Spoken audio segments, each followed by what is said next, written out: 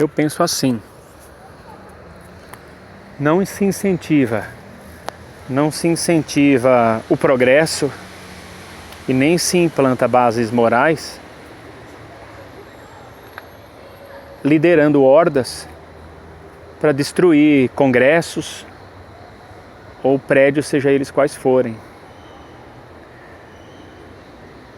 Todos têm o direito de expressar o que sente e o que pensa, de manifestar indignação em relação ao que quer que seja. Mas quando a ideologia que move esse tipo de movimento tenta passar a informação, ou a noção, ou impor que vale mais que a vida,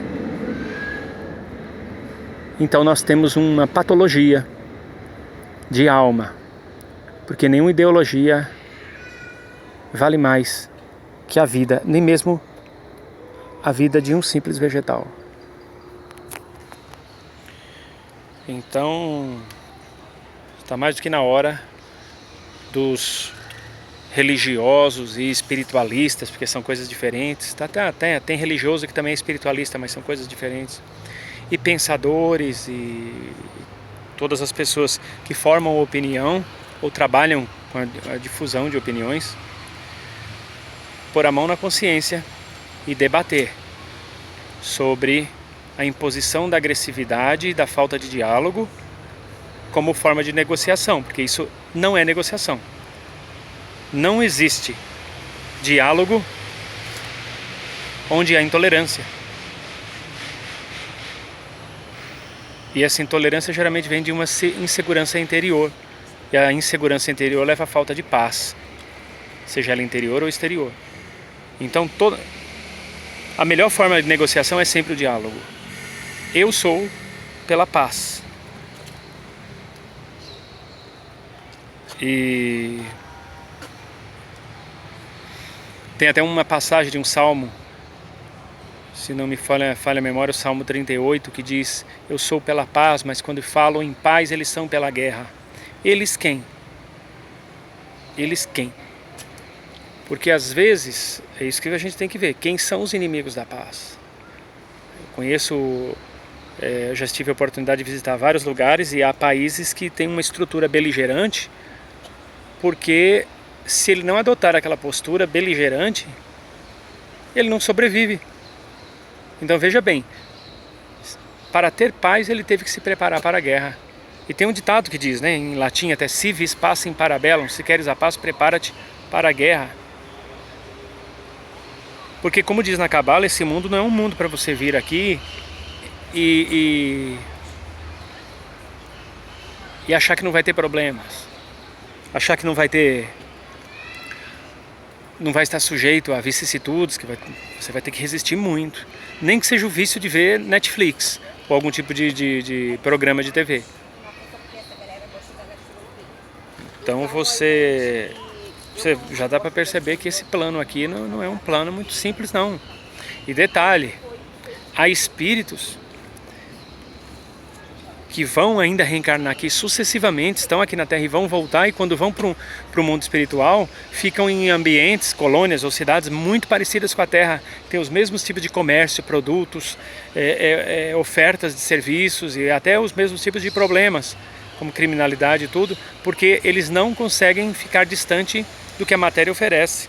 Então eles precisam ir para um mundo muito semelhante ao mundo físico, e quando chegar o momento de reencarnar, porque vão ter que reencarnar, vêm para o mundo físico de novo e sabem que quando desencarnar vão também para o físico. E quando dormem e saem do corpo pela emancipação da alma, também vão para um lugar muito parecido com o físico, que às vezes até é o próprio plano físico.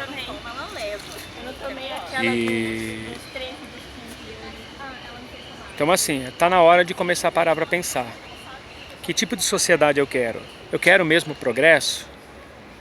Para ter progresso, tem que ter aquela ordem positivista, ordem para os pobres, progresso para os ricos? Ou a ordem e o progresso tem que ser para todos? Porque se for para todos, está totalmente fora de cogitação e aceitação qualquer tipo de depredação. Se existe uma eleição, essa eleição tem que ter o seu resultado respeitado. A maioria de nós não gostou de determinados presidentes que passou pelo país e aceitamos o resultado, esperamos dar o troco 4 anos depois. Mesmo vendo florestas sendo destruídas, tribos sendo massacradas, a mulher escrachada, a imagem da mulher escrachada, deboche em relação a milhares de pessoas morrendo asfixiadas, sem remédio, sem vacina. Todo mundo esperou. Se passarem ali 365 vezes 4, talvez a matemática não esteja tão exata assim, porque teve ano bissexto nesse meio. Mas enfim, e aí esperamos. Então é uma questão assim de mãozinha na consciência.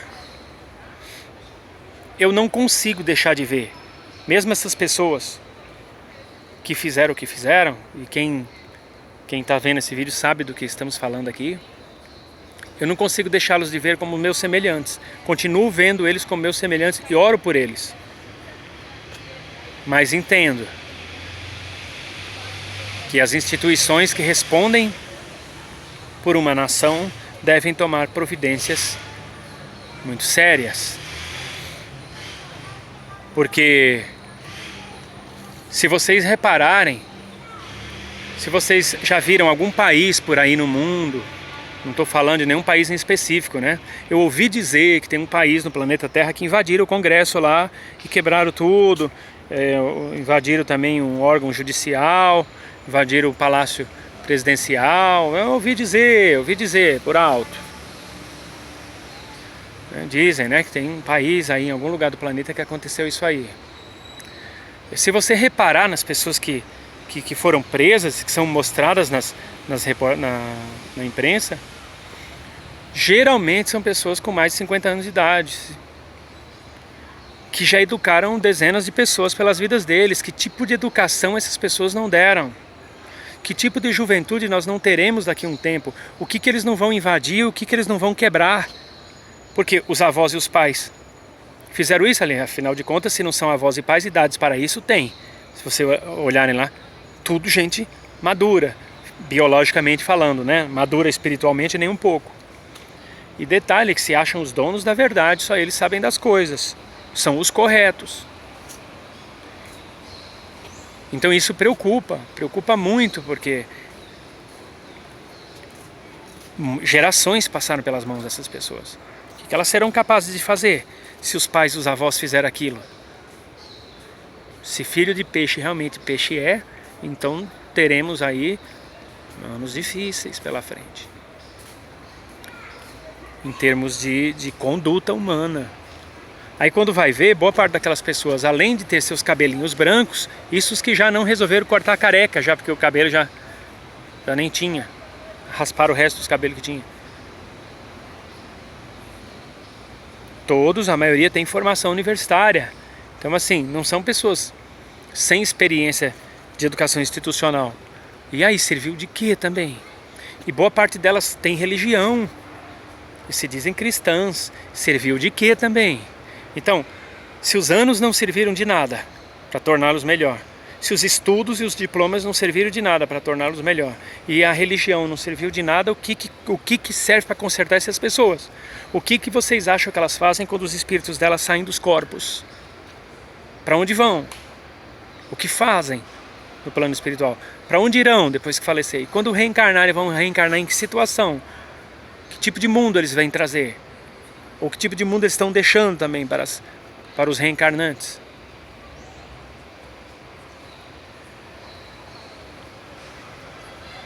Mas bastante cuidado. Temos que tomar bastante cuidado e parar para pensar, porque nenhuma ideologia vale mais que uma vida, não. Nenhuma. Eu vi uma vez uma feminista, nova ela. Eu estava falando que eu tinha visto uma reportagem que homens foram presos, até quase mortos na cadeia. Um foi até linchado, apanhou bem, quase queimaram ele vivo, amarrado num colchão na cadeia, acusados de estupro. Quando foram ver, eram todos inocentes. tudo porque uma determinada pessoa achou parecido, aí estava dentro da viatura e falou, olha ele lá, levaram aquele lá preso mesmo. Aí uma feminista escutou eu falar isso, novinha ela, se tiver uns 20 e poucos anos é muito, estuda na Unifesp. Falou assim,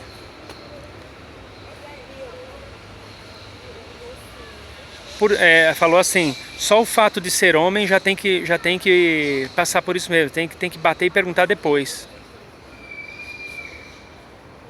Tipo antagonismo de gênero mesmo. Só pelo fato de ser homem, ainda falou assim, eu não tenho a menor dó, só pelo fato de ser homem apanhou pouco.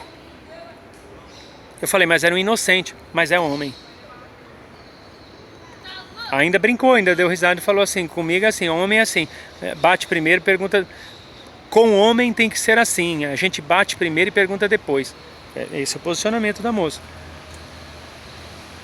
É difícil saber que tem gente assim que vai se tornar educador, vai para uma sala de aula, talvez um dia seja mãe.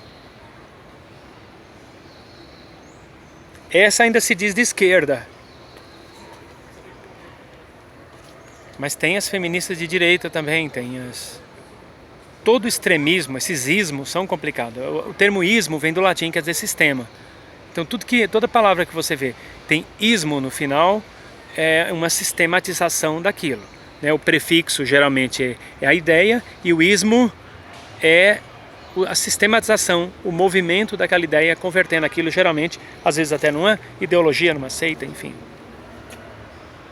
Nem toda seita é religiosa, tem seita que é política. São tão violentas e complicadas quanto as religiosas.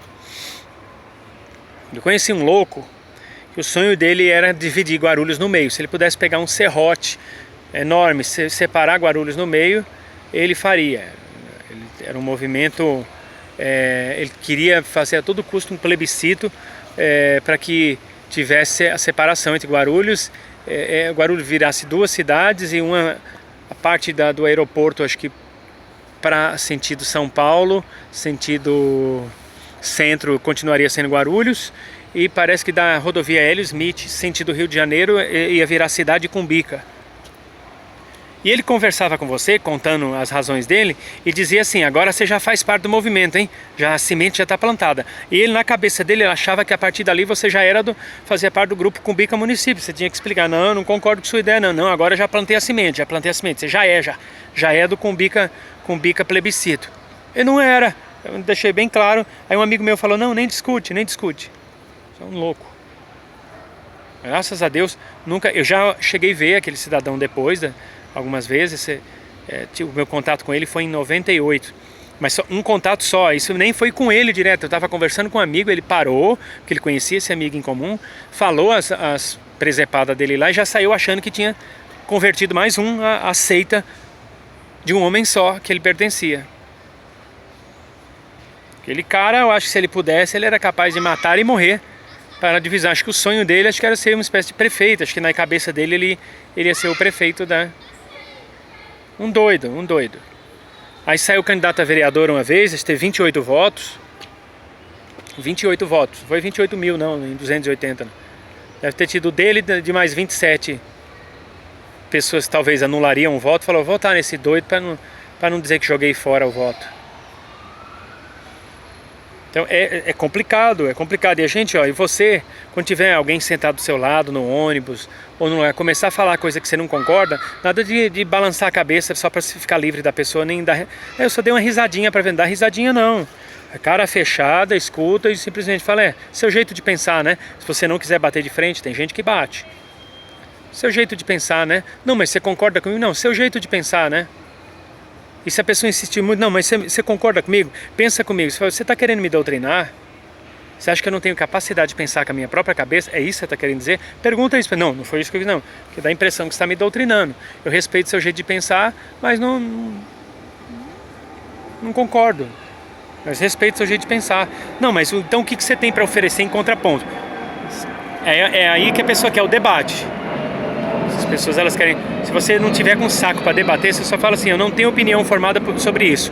Mas jamais teria essa ideia. Então vamos parar por aqui e corta. Não fica... Você estava querendo ser legal, só foi escutando. Corta. corta, porque é o seguinte, conforme você vai dando aso,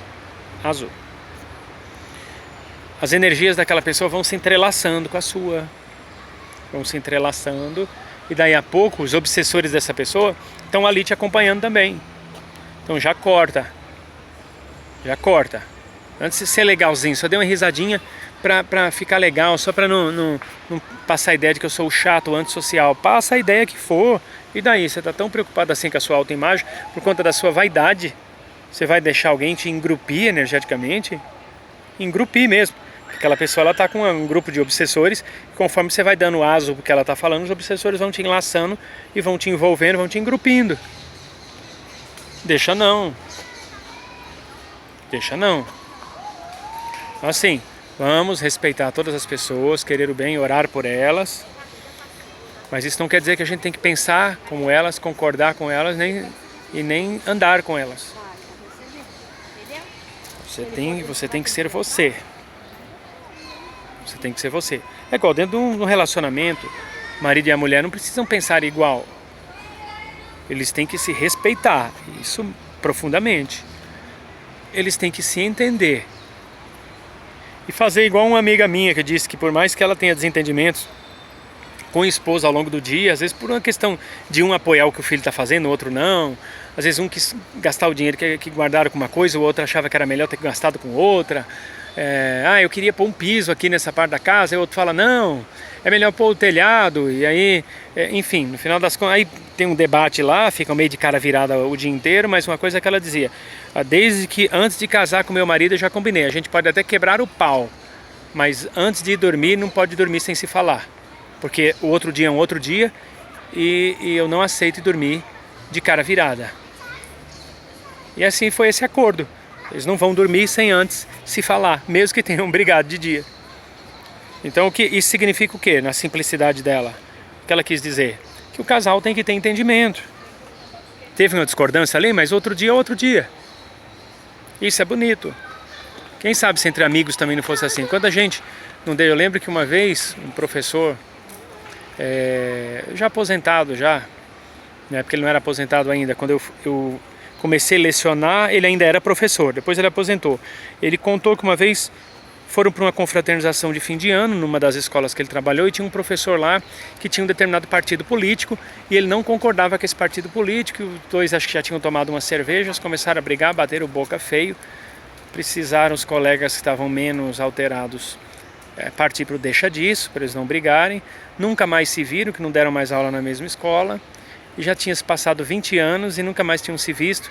Eu lembro que esse professor falou assim, você tem visto aquele professor? Eu falei, não, dizem que ele foi para o interior e lá leva a vida dele. Ele falou, rapaz, eu tinha tanta vontade de parar fulano e pedir desculpa para ele.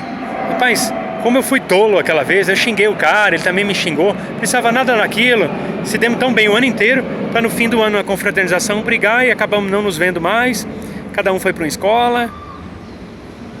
E acho que nunca mais vão se ver, talvez já estão bem de idade, já estão beirando que seus 70 cada um no seu galho, né? Um foi embora há muitos anos e o outro. E aí adiantou de quê? Você vê, anos depois, décadas depois, ele confessou para mim que não devia ter feito aquilo, não devia ter falado o que falado. Ele falou, embora eu continue não concordando com o partido que ele defendia, continuo não votando no partido que ele defende, mas não faria mais aquilo que fiz. Foi isso que ele falou, estou arrependido.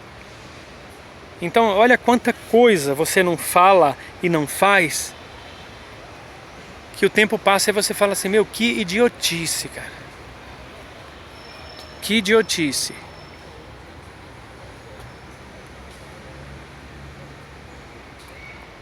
E assim é. Aí muitas vezes, fala, e será que se um dia eles desencarnarem, eles se encontrarão no plano espiritual para que haja o pedido de desculpa? Então, veja bem. Vamos colocar lá, ofensor e ofendido. Não, os dois se ofenderam, mas enfim. Vamos colocar assim, João bate boca numa confraternização com Marcos. Passam 40 anos esperando para se reconciliar e desencarnam sem nunca mais se ver. Lá no plano espiritual, já que estão todos no mesmo balaio, no plano espiritual, tem como eles se reencontrarem para pedir desculpas? Depende. Se a vontade de se desculpar for mútua, e eles estiverem vibrando numa mesma sintonia em termos gerais, tiverem outras afinidades que os alinhem, o universo pode dar um jeito deles se reencontrarem, sim. Mas não é igual o gêniozinho da lâmpada, que de repente, puf, aparece na frente, tchan, tchan, tchan, tchan, apareci. Não é assim não. Tá? O universo, ele cria meios, como uma engrenagem se mexendo e se concatenando e se orquestrando para que haja aquele encontro, nem que seja, entre aspas, casual e único. Entendeu? Tem que ter o entrelaçamento quântico. Aí, senão não vai. Tá? Bem assim não. Mas ele recebe o pedido de perdão de onde o João está. O Marcos vai receber o pedido de perdão em energia. Pode ser, de tanto um pensar no outro, ou um só pensar no outro, não os dois um no outro. Por exemplo, só João pensando em pedir perdão para Marcos, e Marcos nem lembra mais de João, mesmo depois de morto, nem lembra, nem quer lembrar. Pode ser que ele receba uma inspiração, um veio, tipo um veio poético, vai? Um veio, que vem, lembra, fala, lá na Terra, eu lembro de um desentendimento que eu tive, onde quer que ele esteja bem, eu o perdoo. E aí o outro lá sente no coração, quando for o momento de sentir, que fulano, onde quer que esteja, o perdoou. E às vezes toca a vida e reencarnam sem nem se ver mais. Mas eles, na Terra eles vão se reencontrar para poder ficar amigos. E não, nem sempre. Nem sempre. Às vezes um reencarna na China, o outro lá no Peru, e nunca se encontram naquela encarnação. E depois, quando desencarnarem, às vezes aí é que não se encontram mesmo, que já tem outros compromissos evolutivos. E fica às vezes milênios sem se reencontrar. Milênios. E quando se reencontrarem nem vão lembrar quem foram. É isso, gente. Peço aí que vocês se inscrevam no canal, dêem um like, divulguem o vídeo, mandem para outras pessoas, mandem para os grupos que vocês estão. E até a próxima oportunidade, se Deus assim nos permitir. Bom, Deus abençoe.